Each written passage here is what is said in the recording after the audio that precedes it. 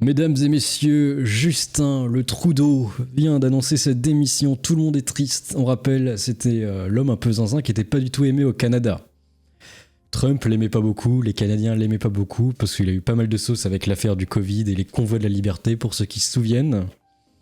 C'était un petit peu l'état autoritaire complètement hystérique. Trudeau, voilà, finit par être brisé.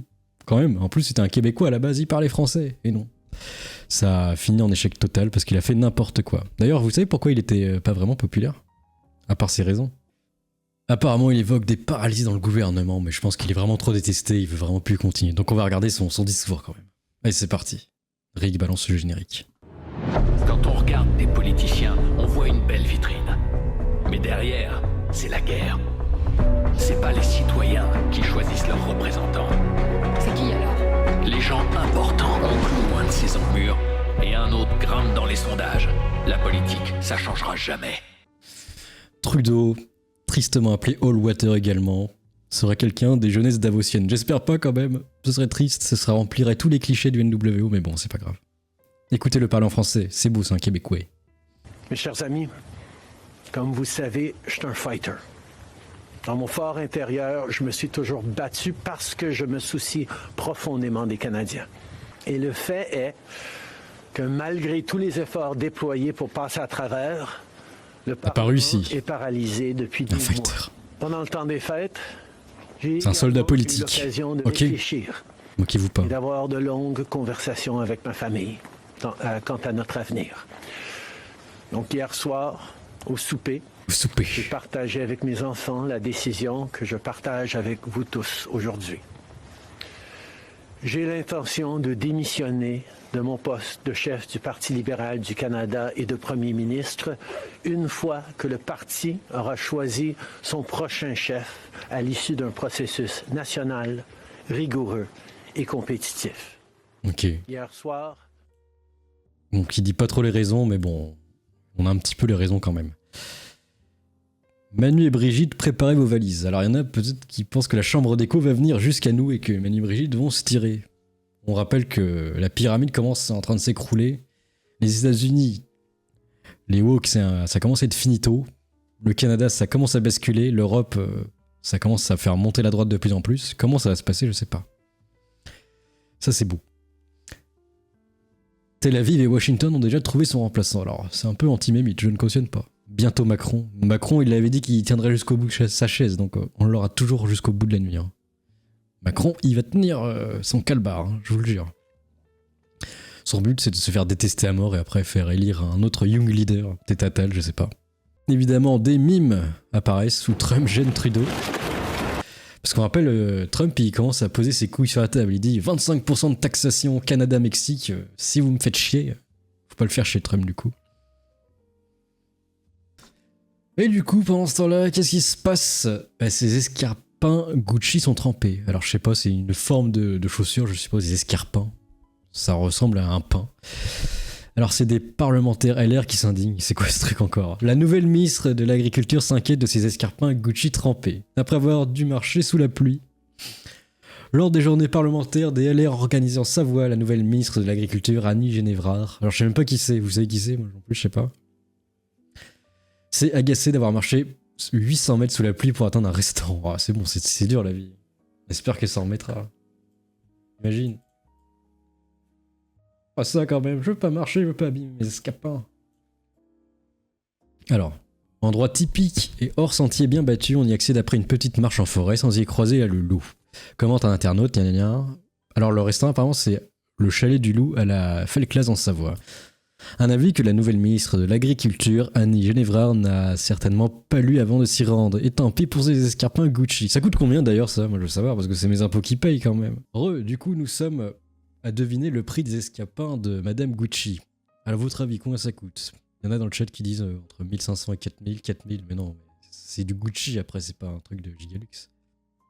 Moi j'aurais dit que c'est un truc pas trop cher, dans les 1000 balles, ouais, on va voir. Oh, Cyprien, oh. Le cadeau de ta femme. Est-ce qu'il n'y a pas en cuir Gucci? Ah, il n'y a pas les prix. Ça, c'est malin. Quand il n'y a pas les prix, généralement. 1005, oui. 1005. 900. Enfin, ça dépend si elle a pris des versions Prolix. 900, ça va. Bon, un truc de luxe, en vrai, ça va. C'est du faux luxe, en plus. Luxe de prolo. Tu vois, c'est du luxe, mais accessible au prolo. Ça, c'est fort, quand même. Non, mais en vrai, 1003, ouais, dans les 1000. J'avais plutôt raison, mais en fait, c'est un petit peu moins cher. Oh, bordel, du coup, c'est la honte, bordel.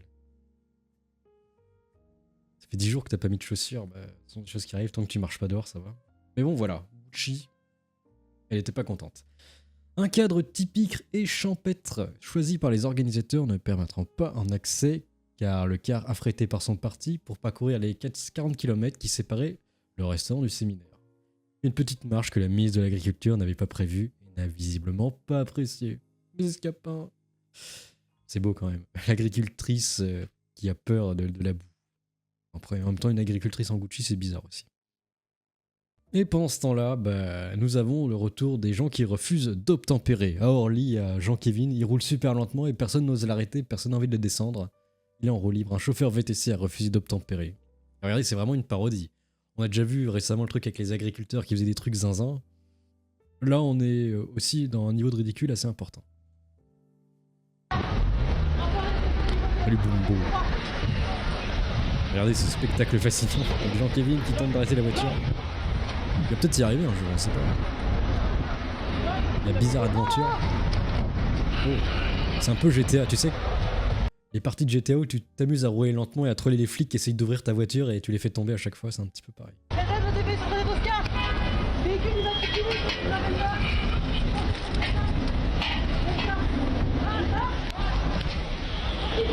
Il y a un problème là, il y a un problème à Orly.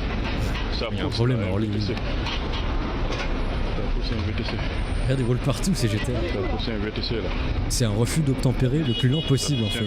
Ça pousse un VTC. Donc tu peux être aussi lent en fait. Et regarde, ils font rien, la sécurité. Orly 1D3. C'est GTA. Orly 1D3. Lui il essaye mais il y arrive pas. Orly 1D3. Ça pousse un VTC, ça pousse un VTC. Ça pousse un VTC, ça pousse un VTC. On a compris. Petit retour en Ça arrière. pousse un VTC là, il veut pas s'arrêter. Le mec fait pas s'arrêter, il fait pas s'arrêter, il veut pas s'arrêter. Il veut pas s'arrêter. Il a sorti son flingue là le flic mais il a pas osé. Il a pété. Il veut pas s'arrêter. Il veut pas s'arrêter.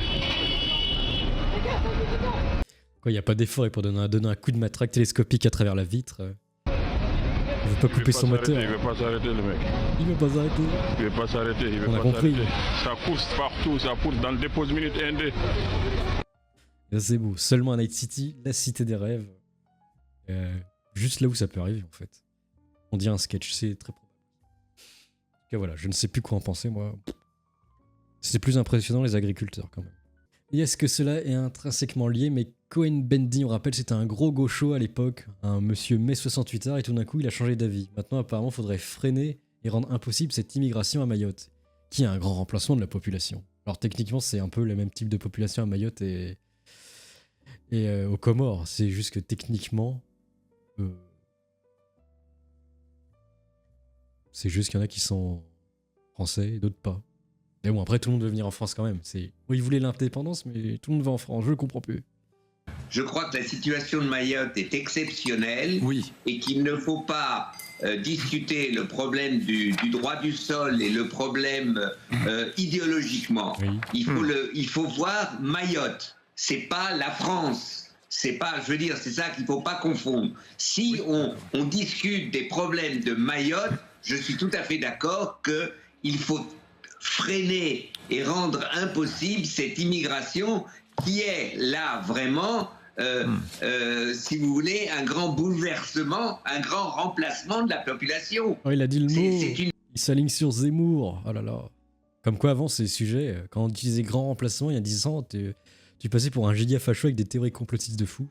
Maintenant c'est toujours le cas pour la gauche, mais maintenant c'est plus accepté dans la société. Comme quoi la faunette d'Avorton, de Vorten, a bougé. Une vérité, c'est une vérité. Donc, moi, je ne suis pas aveugle et je dis oui, d'accord. Donc, voyons les propositions de Valls, Retailleau, Le Cornu, Bayrou, et voyons, le problème, c'est toujours la même chose. Est-ce que ça sera efficace? Si c'est efficace, c'est un rempart. C'est un peu devenu papy fou quand même, Cohen-Bendit.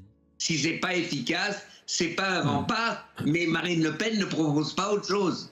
C'est tout ce qu'il faut savoir. C'est tout ce que je dis. C'est bizarre, les mouvements. Il y en a qui trollent, évidemment. Daniel Cohn-Bendit aime les immigrés, mais pas après l'âge de 6 ans. Oh là là. On ne cautionne pas les blagues comme ça. Enfin bref, qu'est-ce que vous pensez de ces news? Laissez vos avis dans les commentaires. Allez, à plus, à plus.